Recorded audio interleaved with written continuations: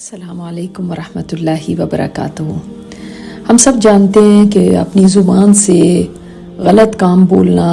حرام باتیں کرنا، یہ سب گناہ ہیں اور اللہ تعالیٰ کی نافرمانی ہے، یہ تو سب کو معلوم ہے۔ لیکن آج آپ کو ایک ایسی بات میں بتانا چاہتی ہوں جو شاید آپ کو معلوم نہ ہو، اور وہ یہ کہ خاموش رہنا یعنی اس زبان کو روک لینا یہ باعث اجر ہے،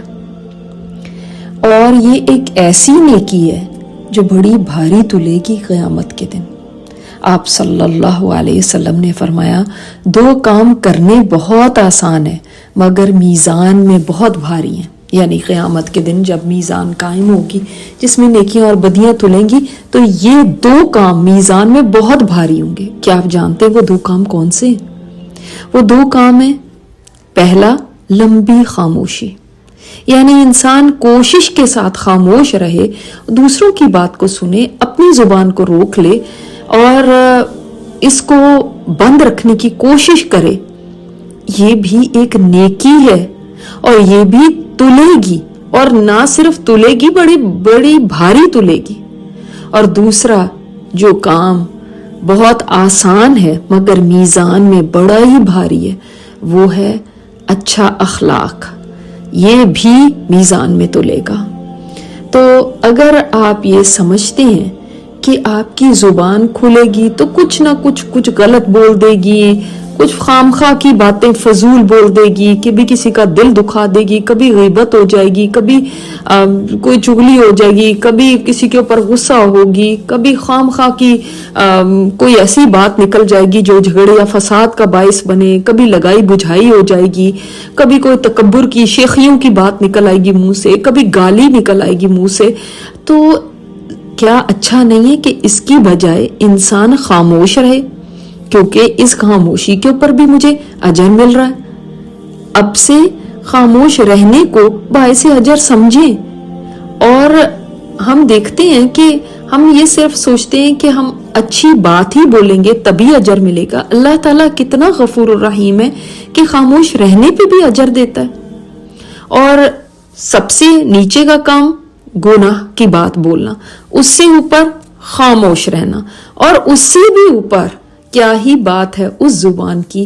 جو اچھا بولنے کی عادی ہو، اچھی بات کرے، جس کے اندر دوسرے کی کوئی حوصلہ افزائی ہو نیکی کے اوپر، یا کوئی برائی کو مٹانے کی بات ہو، یا کسی کو تسلی دینے کی بات ہو، یا کسی کو اچھی نصیحت کرنے کی بات ہو، یا کسی کو اچھا مشورہ دینے کی بات ہو، یا کسی کو کچھ ہنر سکھانے کی بات ہو، یہ اس سے اچھی بات ہے۔ اور اس سے بھی بڑھ کے بہترین بات وہ ہے کہ جب زبان اللہ کے ذکر کی عادی ہو، یہ ٹاپ پہ ہے۔ آپ سوچئے کہ اگر زبان کی خاموشی کے اوپر اجر ملتا ہے تو پھر زبان جب نیکی کا کوئی کام کرے تو پھر نیکی کی بات کرنے پہ کتنا اجر ملے گا۔ اسی لیے آپ صلی اللہ علیہ وسلم نے فرمایا، جب انسان سبحان اللہ کہتا ہے تو اس سے میزان آدھا بھر جاتا ہے،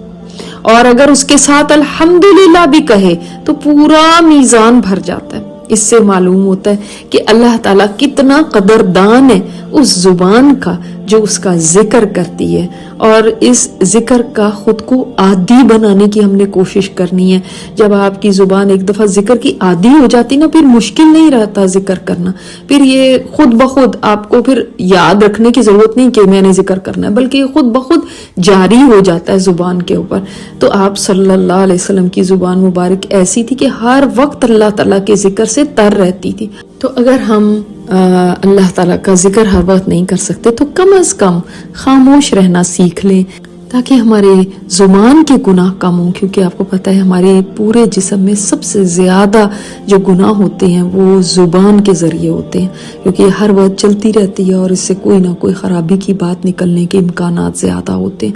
تو لہٰذا آپ صلی اللہ علیہ وسلم نے بھی جیسے میں بتایا کہ یہ زبان ہے اور شرمگاہ جس کی وجہ سے سب سے زیادہ لوگ جو جہنم کے اندر جائیں گے، تو ہم کیوں نہ اپنی زبان کو قابو میں رکھ کے ڈیلیبریٹلی قصداً کوشش کریں کہ ہم خاموش رہا کریں۔ اور اس سے بھی زیادہ افضل عمل یہ کہ رمضان سے پہلے ہم کوشش کے ساتھ اپنی زبان کے اوپر اللہ تعالیٰ کا ذکر رکھا کریں۔ اللہ تعالیٰ ہماری اس میں مدد فرمائے۔ السلام علیکم ورحمۃ اللہ وبرکاتہ۔